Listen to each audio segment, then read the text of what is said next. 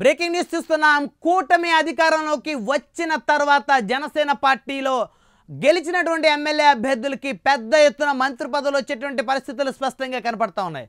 అయితే జనసేన అధినేత త్యాగంతో కేవలం 21 స్థానాలకే జనసేన పార్టీ అటు టీడీపీ బీజేపీ కూటమిలో పోటీ చేసిన పరిస్థితి ఉంది. అయితే జనసేన చేసిన త్యాగాన్ని గుర్తుంచుకోవాలని జనసేన పార్టీకి 1/3 మంత్రి పదవులు అవకాశాన్ని కల్పించాలంటూ జనసేన నేతలు నినదిస్తున్న పరిస్థితి స్పష్టంగా కనబడతా ఉంది. మొత్తానికి చూస్తే టీడీపీ బీజేపీ కూడా దీనికి సమ్మతంగానే ఉన్నట్లయితే తెలుస్తూ ఉంది. అయితే జనసేన పార్టీ మొదటి నుంచి కూడా సిద్ధాంతాలతో రాష్ట్ర వ్యాప్తంగా ముందుకెళ్ళినటువంటి పరిస్థితి ఉంది.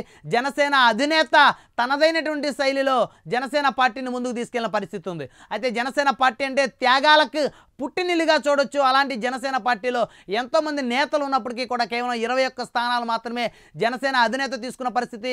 అదేవిధంగా అటు బీజేపీ టీడీపీకి పూర్తి స్థాయిలో జనసేన పార్టీ కేడర్ సహకరించిన పరిస్థితి. ఇటు మంత్రి పదవులతో పాటు అటు నామినేటెడ్ పోస్టులో కూడా జనసేన పార్టీకి పెద్ద ఎత్తున అవకాశాలు కల్పించే పరిస్థితులు చాలా స్పష్టంగా కనపడతా ఉన్నాయి.